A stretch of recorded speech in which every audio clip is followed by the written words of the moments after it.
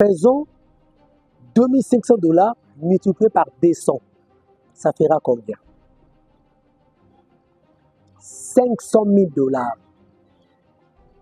Alors, $500 000, voilà, on pouvait résoudre les problèmes. Il y a des cercles agricoles. Pour ennuyer sous Bemba bien, vous remarquerez que Azor utilisé Mama F Bazaïba. Mama F Bazaïba va tirer pour être le leader. Il y a la grande province orientale. Vous voyez que province.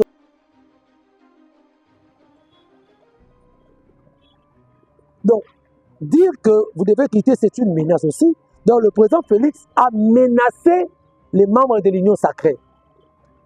Mais bateau baza plus ciblé.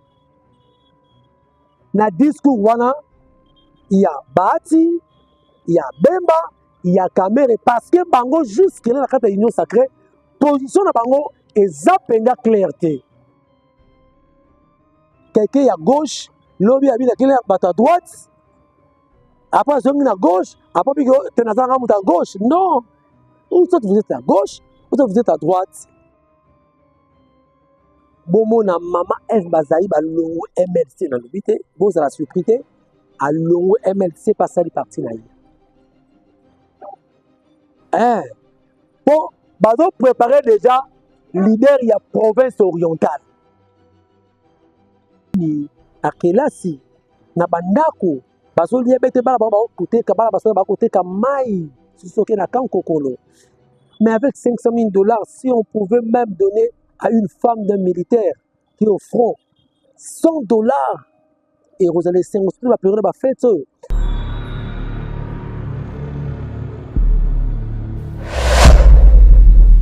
Mais désormais, naïe de Bonson Nabino pour faire une analyse na émission Nabino analysons ensemble au Yoapi et tout ça qu'à décryptage il y a actualité sociopolitique, il y a République démocratique du Congo avec votre humble serviteur Jimmy Boyembe, autrement dit l'ambassadeur de la joie, Napesimbote. Mais avant de commencer cette analyse d'aujourd'hui sur les actualités politiques et République démocratique du Congo, na ke d'abord présenter ma meilleure vœu nangai na bandeko nyonso au Bolandangai à travers le monde. En tout cas, je vous aime beaucoup. Bonne année, année 2025, oh, vraiment. Et Zako Kota, aussi c'est année 2024. Merci. Le meilleur vœu na Yemoko Bakobenga Venanga Jean-Claude Mabanzo. Mbongo contre Mbongo, il a dit et il a fait. Jean-Claude Mabanzo, moi, à Switzerland. N'ayez juste tous réfléchi pendant 20 minutes. N'ayez tout le là quelques points. Pour revenir dans la réunion au président Félix, à cela qui n'a pas de union sacrée, Oyo, et cela qui n'a union africaine, c'est la cité à Oya. C'était la dernière réunion au président Félix, à cela qui n'a tous les membres, il y a union sacrée. Et puis, Torolobela, Mess Oyo, le 25, il y a une activité, Oyo, le couple présidentiel, Basistaki Nakananga, ex-Lulwabu, Nini, Monseigneur Félicien Tamboué, à Lobaki. On va essayer un peu d'analyser tous ces faits-là. Moi, quelques points autres, na Katiwana. Bande Kobalandi. Le président Félix a fait sa toute dernière réunion de l'année.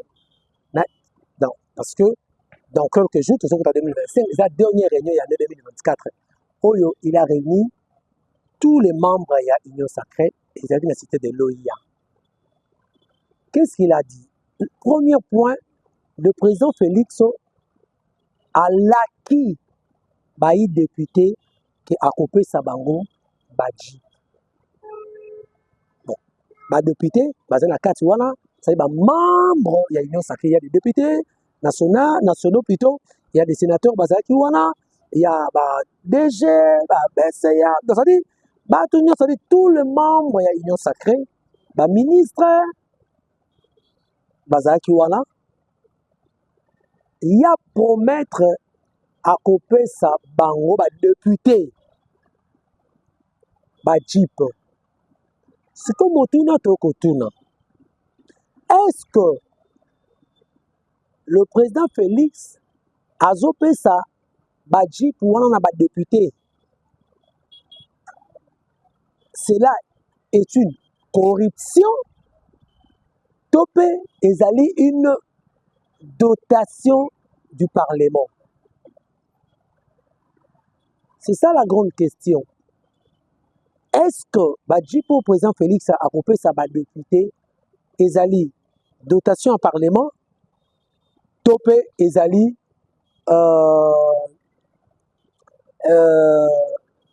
corruption oyo to telemelaka yango na régime passé.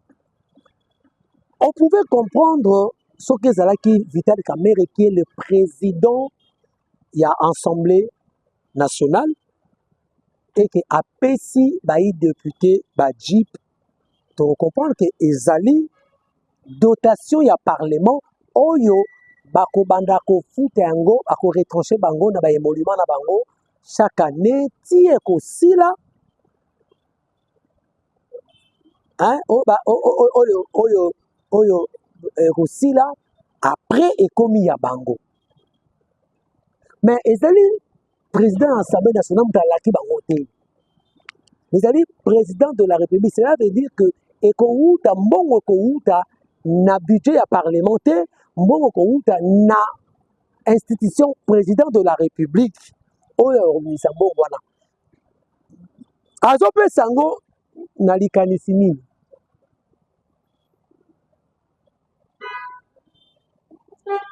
Mais boyebi situation oyo tozana yango tozali pona ya ko changer constitution to pe ko réviser la constitution et le oyo c'est un sujet ezo kabola ba parti politique ebele le ZAN refuse à ce que ça la révision to pe changer mais monsieur Sibato Bakolia la pouvoir bango baza pour pas même la révision mais pour les changements de la constitution.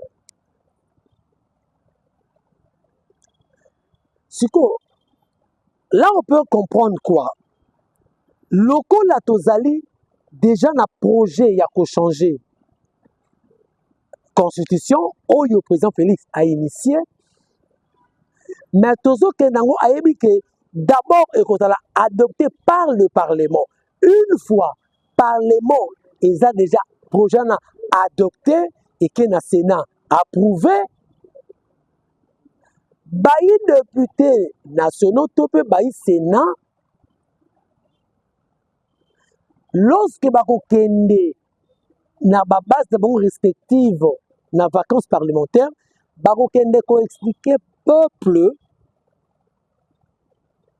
va séduire peuple pour s'adhérer à l'idée il y a président de la République il y a pour changer constitution parce que moi déjà député oh bah voter qui na telle circonscription électorale que ce soit à Kinshasa que ce soit à l'intérieur sera accueilli pas ça créer confiance parce que monobel ya bango moto batinera na parlement et puis c'est bon que tout changer constitution voilà ma conséquence tala tout changer pour naboyer la population le Congolais peut avoir naïf en arabe mbongo a parce que le président Félix a étudié le contour on a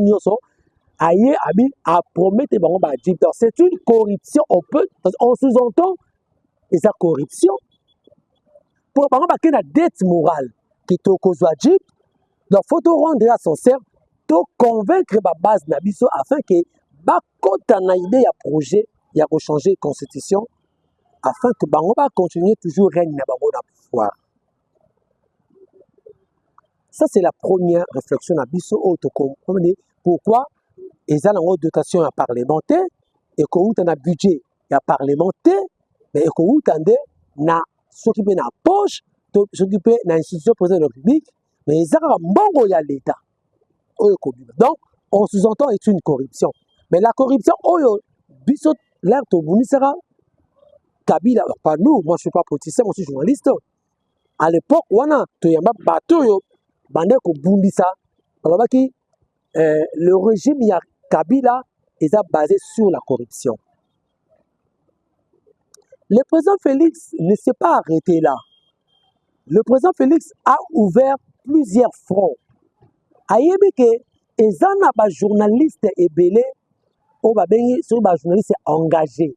Ba telemelaka makambo na ye ba critiquerait butu tongo midi pourquoi. Batouana, qu'est-ce qu'il faut faire ça là? Batouana, il faut qu'on benda bango. Mais pendant qu'on benda bango, il a utilisé la femme. Yangono Moni, Maman Denise, la première dame, a lancé une invitation. Oyo a bengisaki plus de 200 journalistes. O ba yebana, ba yebana pété. En tout cas, bah, fait ensemble, c'était à l'occasion, je crois, il y a fondation. À l'occasion, il y a fondation. Parmi les journalistes, et ça, les journalistes engagés, pour critiquer Félix, le président Félix, Boutou, Tongo Moi Boutou, chaque jour, bah critiquer la gestion. Et parmi eux, le président Félix incompétent, mais bah s'est retrouvé l'invitation. Comment expliquer Moutou Oyo Bino Bofinga Kamobali Naye Boutou Moi? Mais Moutouana, moi si na bengi Sibino, ok. On m'a dit ça quelque chose et son contraire, bande de confrères. Et puis vous voyez comme la télévision en disant que Toyaki attend que ma journaliste. Ah bon? Mais monde à politique, ils ont un monde très décent. Ils ont un monde à Kana, ils n'ont confié leur monde encore. Moutou Boko Finga, mais quand Moutouana, et yo au fingi, au finga mama oyo, mais ok n'a collé pas moi naï. Au fingi papa oyo, ok pas moi sinaye, beaucoup perdre moi sinaye, mais on sait le côté. Pour mbongo yo, oyo joli ana, et pas moi si wana. Mais c'est papa nous taper sa caït. Sur le mabé rosoyot. Et puis on a entendu que la première dame a Pesaki n'a 200 invités wana. Une enveloppe contenant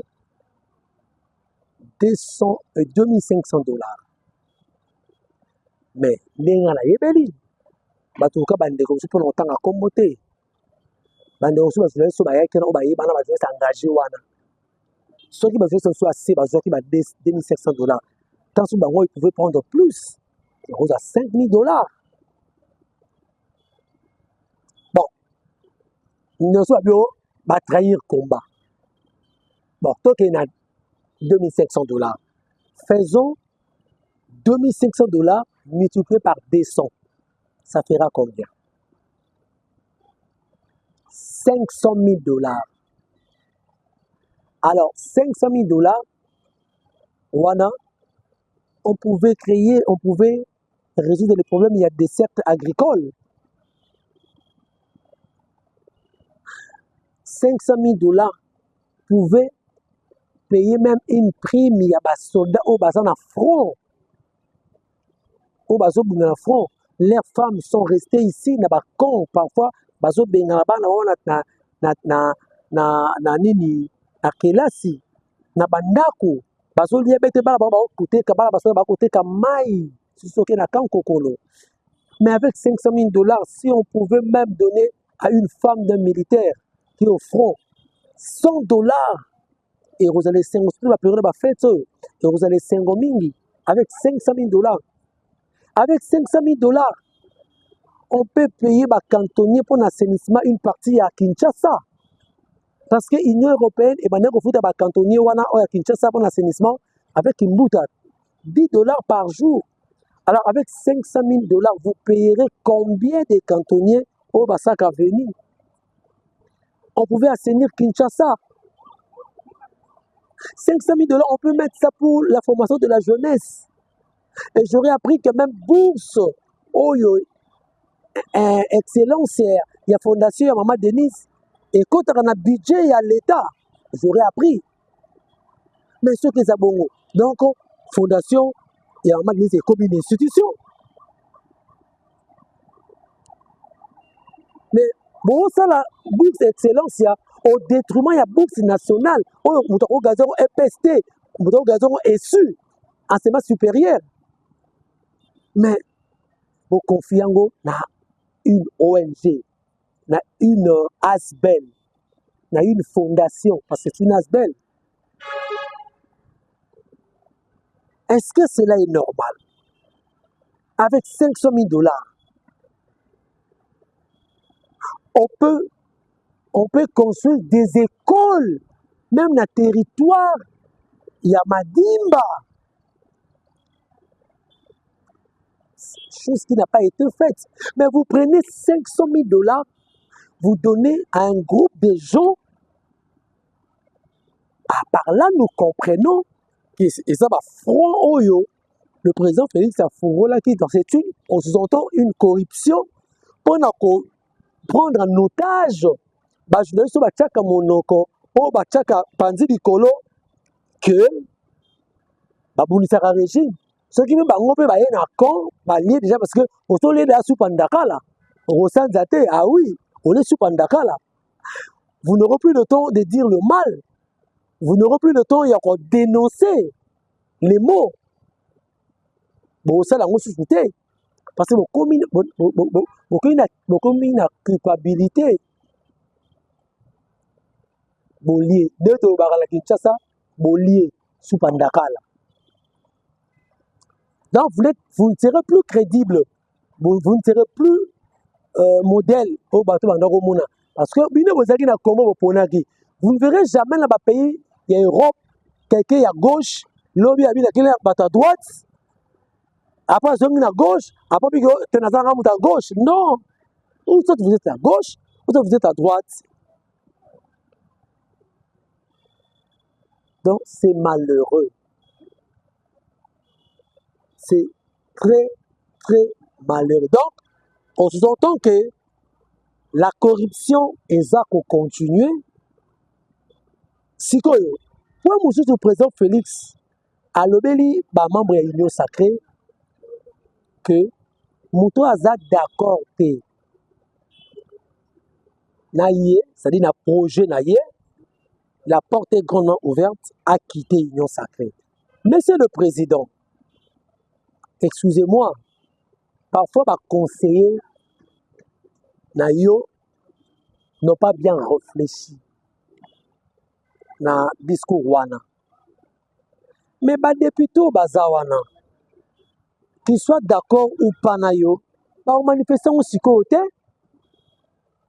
Déjà, il faut battre là, yo,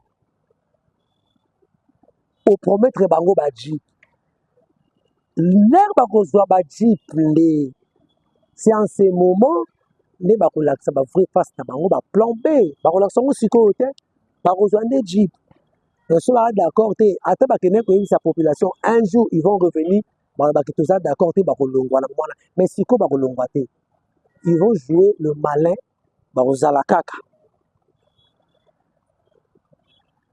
Donc, dire que vous devez quitter, c'est une menace aussi. Donc, le président Félix a menacé les membres de l'Union sacrée.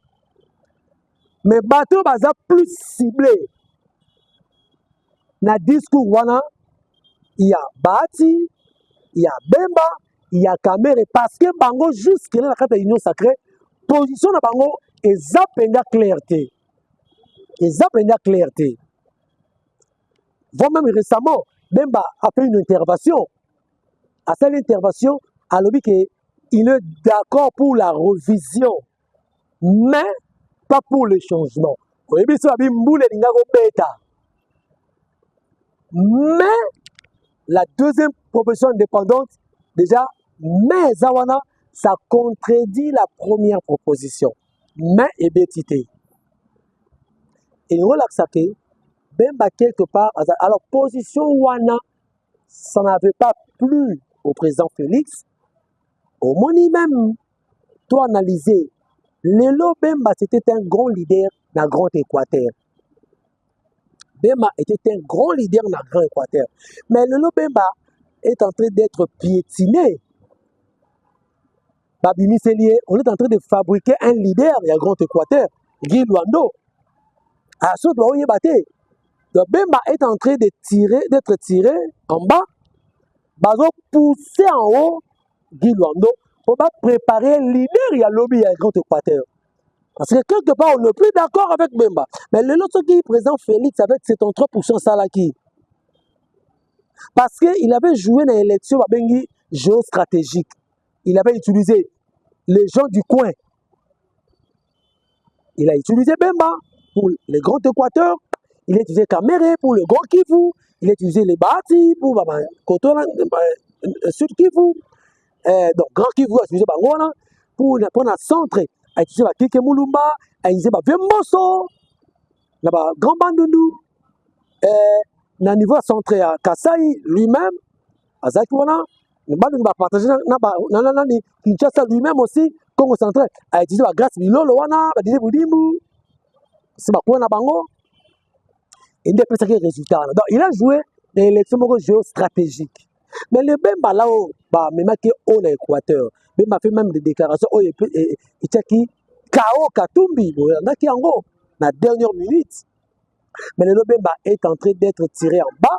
Mais Guy Luando, tout ça parce que discours à Tenaki, Ezaki, le rôle à Kalmoko, et c'est pas ça qui présenté. Mais le rôle en politique, Ezaki Nika Chakal, bon là qui s'aoté. Mais vraiment créer le problème. Pour ennuyer sous Bemba bien, vous remarquerez que Azor utilisé Mama F. Bazaïba. Maman El Bazaïba va tirer pour être leader, il y a la grande province orientale. Vous voyez que la province orientale, les a divisé dans 4 démembrements, dans 4 provinces. Chopo, Ituri, Bazouele, na Ouele. Donc vous comprenez.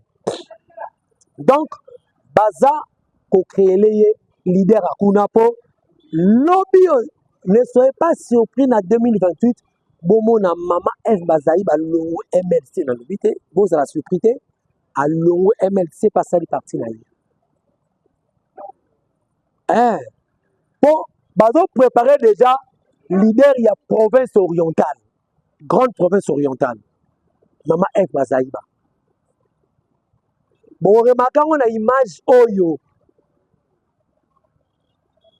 Il y a Metz. Ya Kananga, Bemba Fanda qui na troisième banc, je crois, mais El Bazaïba était à la première rangée. Bemba Fanda même, vous avez image bien, même après pratique Mouyaya. Donc, président Félix Hollandi, Fanda qui na maman El Bazaïba, après Jean-Pierre Bemba. Vous avez image bien. On communique, on dit, hein, en politique, tout est communicationnel. N'enge Mac Lyon à l'oba, na communication, tout est communicationnel. Tout communique le message, tout donne le message. C'est-à-dire, geste tout na politique, ils ont un message. Quel est le message de Sabema? Voilà. Ça dit beaucoup. Ça dit beaucoup. Demande les communicologues. Ça dit beaucoup. C'est une façon de diminuer la personne. Donc, on dit que Kalatrote, Yote, Bazongi Sio, même les musiciens Zalaka, sont leader. Après, Mouto a Tchaka Pembeni, c'est-à-dire qu'on a ça à l'importance. Na oya koto. Somoni motake 2e, 3e, ça dit bon. Mais somoni, n'est-ce pas, donc tu vas faire, bababidombe. Mais un moment, selon mon longo yowana, a Tchaka qui a été hérité, Keba. C'était un langage. Donc, ne soyez pas surpris. On a Bemba, Banéanti, Bazaïba, Alongwe, Assaini. Donc, ne soyez pas surpris. Alors, parlons aussi de la messe. La messe, voilà, Ezaki, à l'occasion, il y a fait la nativité, le 25 décembre, où le président de la République, toujours na missionnaire itinérance, Azaki na Kananga, Bujimaï, Kananga. À partir de la messe, dans Saint-Clément, où il y a Kananga, ex de Douabou, la messe, voilà. En tout cas, Monseigneur Félicien Tamboué, il a parlé des choses où je vous dis, Alobi, c'est le président, nous avons un président qui est proche du peuple. Nous avons un président qui craint Dieu. Nous avons un président qui d'ailleurs demande tout ça de la que le président a collaborateur loyaux. Hein? Voilà. Mais, Monseigneur, vous avez oublié.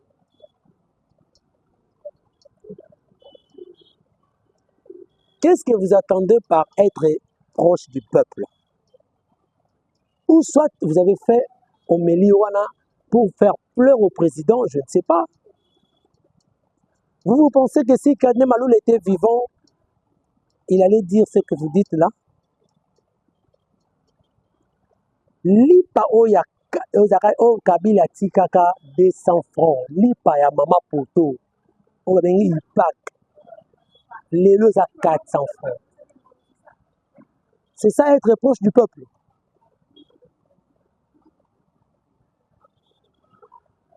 Litungulu oignon. Oh, ezalaka 100 francs. Et là, comment comme 1000 francs. Dollars. Kabila tika trouve à 16-18. Les lots dollars, c'est 28 000. Ça, c'est être proche du peuple.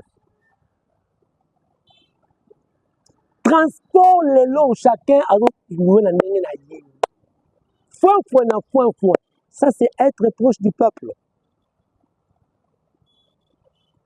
Ça, c'est un discours pour faire pleurer au président de la République. Au lieu de le discours, oh, là, qui sait que il y a un peu de bon à discours, oh, Aza est né, il faut aider le chef. Le balai que le président, les choses ne marchent pas. Talali président boye, talaboye. Ça ne marche pas. Est-ce qu'on dit qui craint Dieu? Qu'est-ce que vous appelez par craindre Dieu? Il y a des arrestations. Il y a Moukebe Azawapi. Juge Yanni Akoufa, na procès. Où en sommes-nous avec les enquêtes? Ça, c'est craindre Dieu. Voilà. Ça, c'est craindre Dieu. Moi, je crois que, na comprendre pourquoi tous les évêques, il y a Kassai, Bazaka d'accord, Tena Senko, na Nini, parce que ce sont eux qui développent le tribalisme. Moi, je ne parle pas du tribalisme. Et puis, Monseigneur Tamboualobi, que Monsieur le Président, le Balouba, sont pourchassés partout. Mais, Monseigneur, je vous rappelle une chose. Les Balouba ne sont pas chassés partout.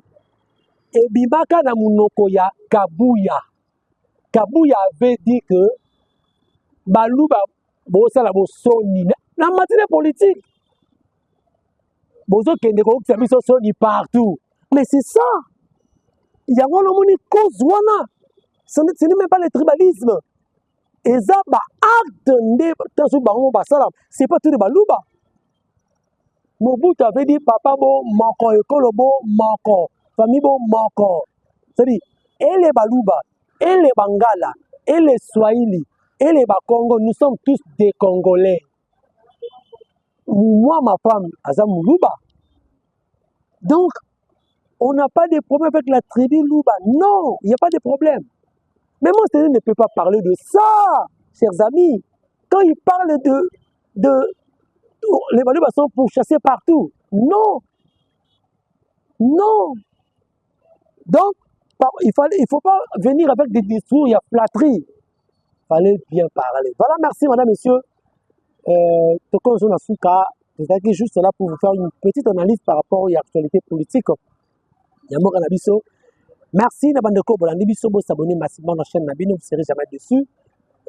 Bon, Tindi Abiso va remarquer ma suggestion pour faire encore plus, pour faire mieux d'ailleurs, prochainement. Merci, meilleur vœu, Nabino Nyoso, au Bolandingaï. Faites-nous parvenir vos commentaires. Pour ça, madame Mingi, bon, la vidéo partagée. Ceux qui nous ont prochainement. Ciao.